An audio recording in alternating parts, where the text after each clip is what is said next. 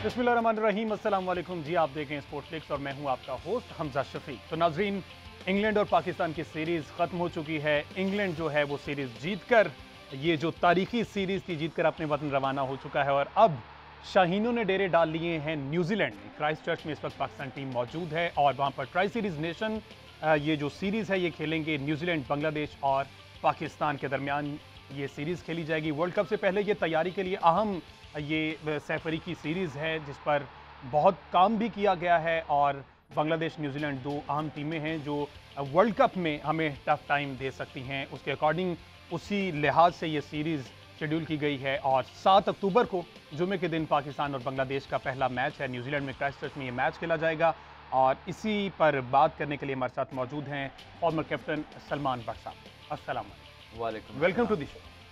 Thank you Hamza. Bhatt साहब, नया सफ़र है, नई जगह है, नई टीम्स हैं, लेकिन हमारी टीम सेम वही है। किस तरह से देख रहे हैं आप इस सीरीज़ को? देखिए, एक्सटेंडेड रन है और आई फील कि ये प्लेयर्स बड़े लकी हैं कि इसके अंदर जो भी मौजूदा मैनेजमेंट है या सिलेक्टर्स हैं या क्रिकेट बोर्ड है, उन्होंने अपना एक्स्ट्रा ऑर्डिनरी ट्रस्ट शो किया। इतना मौका किसी को नहीं मिलता।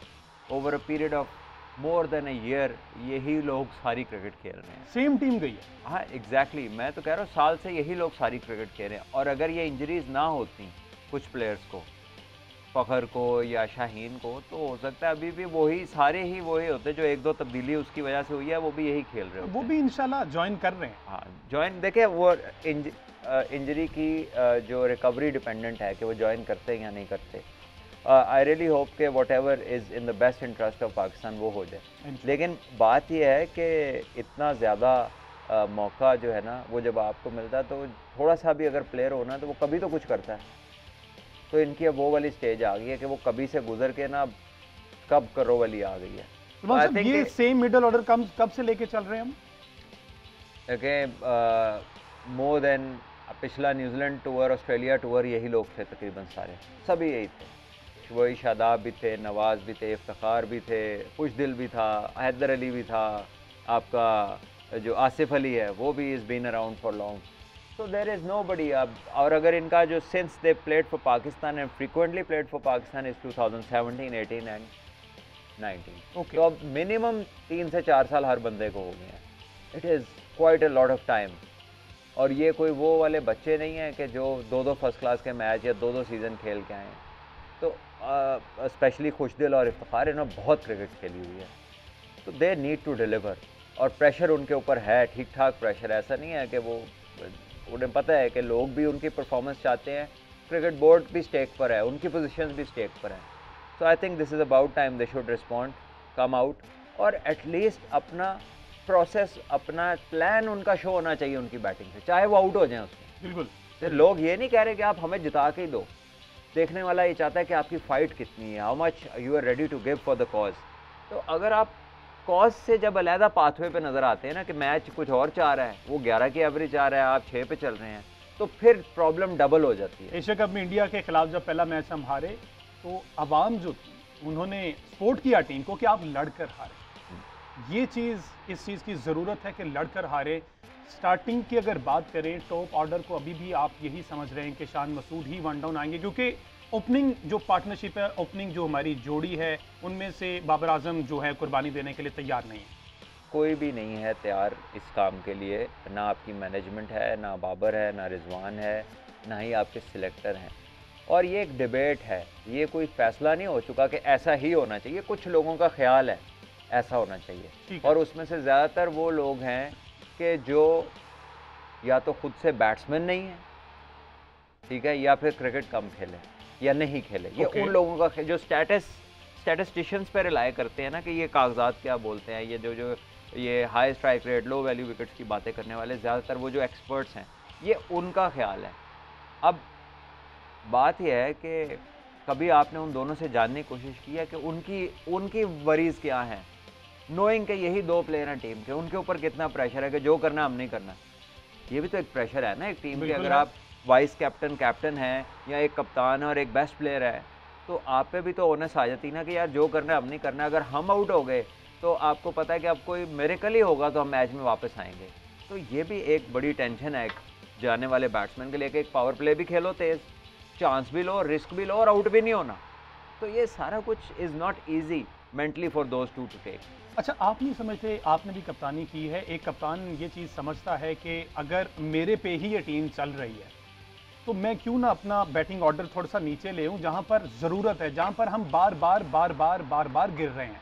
देखें, आप बड़े अच्छे बैट्समैन हैं, जी आप कप्तान हैं, जी। आपकी टीम में अच्छा बॉलर नहीं है तो आप बॉलिंग शुरू कर दें। ये आपकी एक्सपर्टीज़ का हिस्सा होता है। ये आप वन डाउन आपकी खेलते रहे हैं। वन डाउन खेलते रहे हैं in a different format, okay, in a different format. ठीक है। वनडे में आप शुरू आपने किया था वनडे भी नीचे से, हाँ जी, 5वें 6वें नंबर से बिल्कुल बाबर। ऐसे। बाबर एक ऐसा प्लेयर है जिसको मिकी आर्थर के अगर किसी बात पे शाबाश देनी बनती है ना, तो वो बाबर को जो उसने पाथवे कंस्ट्रक्ट किया कि सही। 6वें नंबर पे लाया, फिर चौथे पे लेकर गया, फिर वन डाउन स्ट्रोल, उसको कॉन्फिडेंस बिल्डिंग के साथ साथ उसने टीम में सेट किया and he chose the best numbers for Babar. Babar के यही नंबर बनते हैं कि टेस्ट में 4 पे खेले, वनडे में वन डाउन खेले और इसमें ओपन खेले। इसके अलावा अगर वो नीचे आता है, उसकी गेम निचली क्रिकेट को सूट नहीं करती, जो ओपन ट्रूथ है।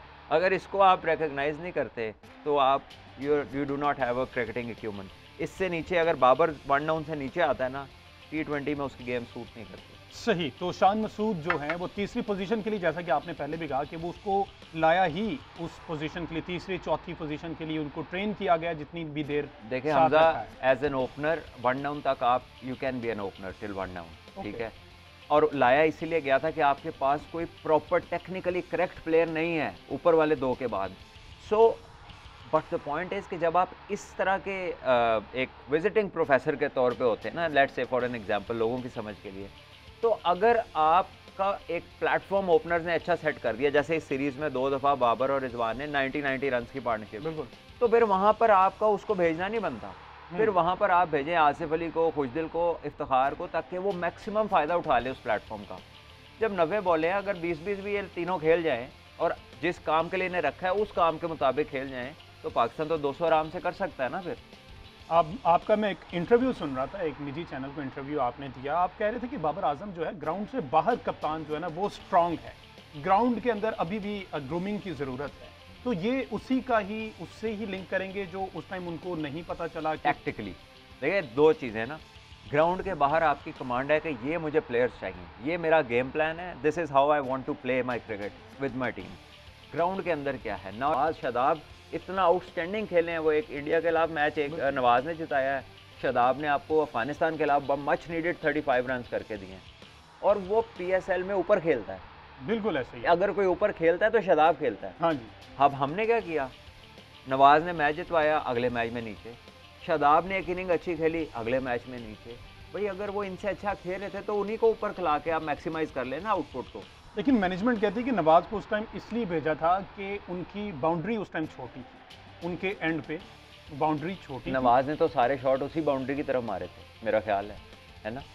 पता नहीं यार ये कौन सी लॉजिक्स लेकर आते हैं कि वो बाउंड्री छोटी थी, मैनेजमेंट बाउंड्री बड़ी थी। सवाल किए गए कि अगर आपने नवाज को ट्राई कर ही लिया था वहां पर, तो अगले मैचेस में उनको दोबारा से नीचे ले गए। देखें इंडिया के अगेंस्ट उसने दुबई स्टेडियम में मारा, अगला मैच जो था वो शारजा में था, जो ऑन द होल ग्राउंड ही छोटी है दुबई अच्छा। स्टेडियम से।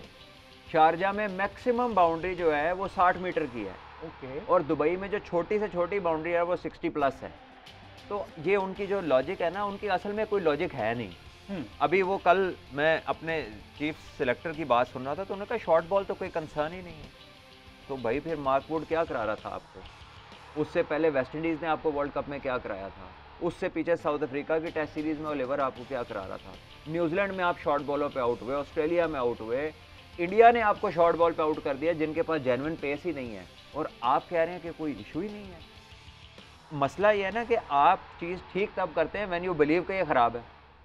आपको लगे इसमें ख़राबी कोई नहीं है तो आप उसको ठीक तो नहीं करें। अच्छा जी, अगेन आसिफ को भी ले गए, खुशदिल को भी ले गए, इफ्तिखार को भी ले गए। इनके मुतालिक भी उन्होंने ये कहा। हाँ, क्या समझते हैं आप कि वो कह रहे हैं हमारे पास और कुछ मटेरियल नहीं है, कोई रेडी प्लेयर्स नहीं है हमारे पास, उन्होंने साफ कहा। और उनका जो पीछे कुछ लड़के हैं ना उनको भी टाइम लगेगा। ओके। और इस सिस्टम के ऊपर हम ये वाली बात कितनी दफ़ा कर चुके हैं कि क्योंकि इन्होंने सारे एक जैसे छोटी छोटी उम्र के बच्चे इकट्ठे कर लिए हैं, अभी उनमें से कोई इंटरनेशनली तैयार नहीं है। नहीं, आप क्या समझते हैं ये जो सीरीज़ हुई इंग्लैंड के खिलाफ, एक तो प्लेयर पे ये प्रेशर था कि मेरी जगह बनेगी कि नहीं बनेगी, क्योंकि अभी कंफर्म नहीं था वर्ल्ड कप 11 के लिए जो भी स्क्वाड, और जो है हर प्लेयर अपनी पोजीशन पक्की करने के लिए खेल रहा था। ये कहीं आपको ये फैक्टर नज़र आया? देखिए हमजा, और कितनी जगह पक्की करनी है? आप 2 साल से सारा कुछ खेल रहे हैं यही लड़के, ये बाहर कौन हुआ है इनमें से? ज़रा ये गिन लेना कि आसिफ अली 50 मैच खेला जो T20 के, एक उनकी 50 है, और अभी एशिया कप से लेकर अब तक ये 7 मैच ये और 6 मैच वो, इन सारे प्लेयरों में एक 50 हुई है बस टोटल। तो it's a big question mark. आपकी क्वालिटी का इशू ज़्यादा है रादर देन आपकी जगह का। जगह तो आपको बगैर बनाए क्रिकेट बोर्ड ने दे दी है। बट साहब आप कह रहे हैं कि शॉर्ट पिच, मुझे तो लगता है ये स्लो बॉल भी नहीं खेल पा रहे, उस पर भी ये देखिए मिसजज कर रहे हैं बॉल को। स्लोअर वन हो या पूरी पेस का हो, जो शॉर्ट ऑफ लेंथ बॉल है, जो हाइट पकड़ता है, जिसे आप शॉर्ट बॉल या बाउंसर कुछ भी कह लें, उस पर कितनी फ्रीक्वेंसी आउट हो रही है कि मोर देन 50%। और अभी तो इसमें आपने मार्क वुड के डिसमिसल नहीं डाले जो शेयर पेस पे थे, जिस पे एक प्लेयर तो आगे से ही हट गया और बाकियों को टाइम ही नहीं मिला। हैदर अली की आंख बंद करा दी जिसने। सही।